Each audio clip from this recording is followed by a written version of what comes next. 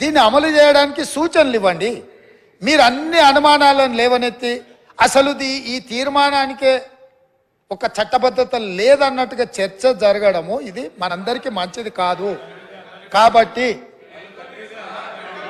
So మీ మనసుల్లో ఏదైనా అనుమానం ఉంటే అనుమానాన్ని చెప్పండి, దానికి మీ వైపు నుంచి ఇచ్చే సూచన కూడా చెప్పండి. మేము ఇక్కడ ఇది రహస్యంగా మేమేదో కూర్చొని మేమేదో పదురుకొని కూడుకొని ఏదో తీర్మానాన్ని పెట్టి చర్చ లేకుండా పాస్ అని ముందుకు వెళ్ళదలుచుకోలేదు అధ్యక్ష. ఇది అత్యంత కీలకమైంది. తెలంగాణ సమాజంలో సుప్రీంకోర్టు వరకు కూడా జరిగిన చర్చలు ఏముంది, మీరు బలహీన వర్గాలకు మీరు అండగా నిలబడాలంటే మీ లెక్కలేంటివో మీకు తెలవాలి అన్నారు. ఈ బలహీన వర్గాల లెక్కలు తెచ్చి వాళ్లకు నిధుల విషయంలో నియామకాల విషయంలో సహేతుకమైన వాళ్ళ వాటాను వాళ్ళకి ఇవ్వాలని ఆనాటి కేంద్ర ప్రభుత్వం 2011లో ప్రయత్నం చేసింది. ఆ ప్రయత్నాన్ని తదనంతరం వచ్చిన కేంద్ర ప్రభుత్వము ఆ విషయాలను అన్నిటిని కూడా తొక్కిపెట్టి ముందుకు తీసుకురాలి. 1931 తర్వాత మళ్ళీ మా ప్రభుత్వమే యూపీఏ ప్రభుత్వమే శ్రీమతి సోనియా గాంధీ గారు చైర్పర్సన్గా ఉన్న యూపీఏ 2లో 2011లో ఆనాడు ఈ పూర్తి వివరాలను కేంద్ర ప్రభుత్వమే చేపట్టింది అధ్యక్ష. ఆ నివేదికలను బయట పెట్టకుండా తర్వాత వచ్చిన నరేంద్ర మోడీ గారి ప్రభుత్వం అడ్డుకున్నది. 10 సంవత్సరాలు ఆ ప్రభుత్వం అడ్డుకున్నది.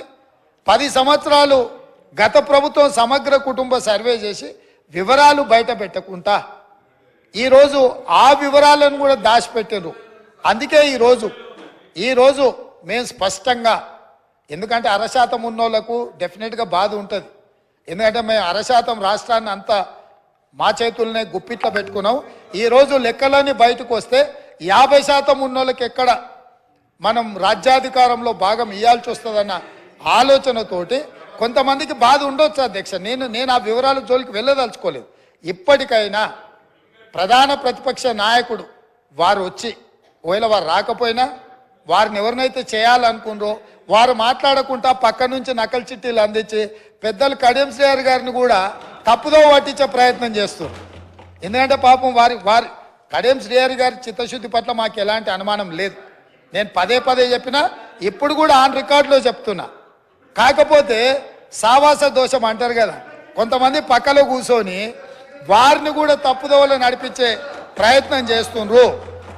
దీనికి సంబంధించి అధ్యక్ష పార్లమెంట్ మార్చాల్సిందే, సీటు కాదు బయటికి పంపాల్సిందే. సీటు మారిస్తే కూడా గాలి జోకితే మళ్ళీ ప్రమాదం ఉంటుంది. నేను స్పష్టంగా నేనే క్వశ్చన్ వేసిన అధ్యక్ష. 21/12/2021లోనే పార్లమెంట్లో నేను ప్రశ్న వేసిన, ఆ ప్రశ్నకు సంబంధించిన రిప్లై కూడా ఉంది.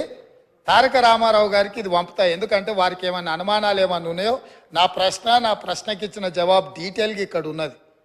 వీటన్నిటిని పరిగణలోకి తీసుకునే ఈరోజు మా ప్రభుత్వం ఒక మంచి ప్రయత్నం చేస్తుంది. ఎక్కడో ఒక దగ్గర దీనికి పునాది పడాలి. ఆనాడు రాజ్యాంగం రాసుకున్నప్పుడే కాంగ్రెస్ పార్టీ ఎస్సీ ఎస్టీలకు రాజ్యాంగపరమైన రక్షణ కల్పించి రిజర్వేషన్లు ఇచ్చిండ్రు. కాబట్టే ఈరోజు 19 మంది ఎస్సీలు 12 మంది ఎస్టీలు సభ్యులై చట్టసభలకు వచ్చిండ్రు. 5 మంది 3 ఎంపీలు 3 ఎస్సీలు 2 ఎస్టీలు ఎంపీలై ఈ రాష్ట్రం నుంచి పార్లమెంట్లోకి వెళ్తున్నారు.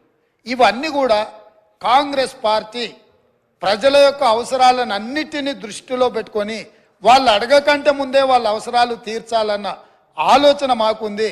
రాజేందర్ సచార్ కమిటీ వేయడం ద్వారా మైనారిటీ వర్గాలకు ఏ విధంగా మేము మద్దతు ఇవ్వాలనో ఆ విధంగా మద్దతు ఇవ్వడమే కాకుండా కాంగ్రెస్ పార్టీ అధికారంలో ఉన్నప్పుడు మైనారిటీలకు 4% రిజర్వేషన్ ఇచ్చి విద్యా ఉపాధి అవకాశాలలో వాళ్ళని ఆదుకోవడానికి ఉద్యోగ అవకాశాలలో మైనారిటీలకు 4% రిజర్వేషన్లు ఇచ్చిన చరిత్ర మాది.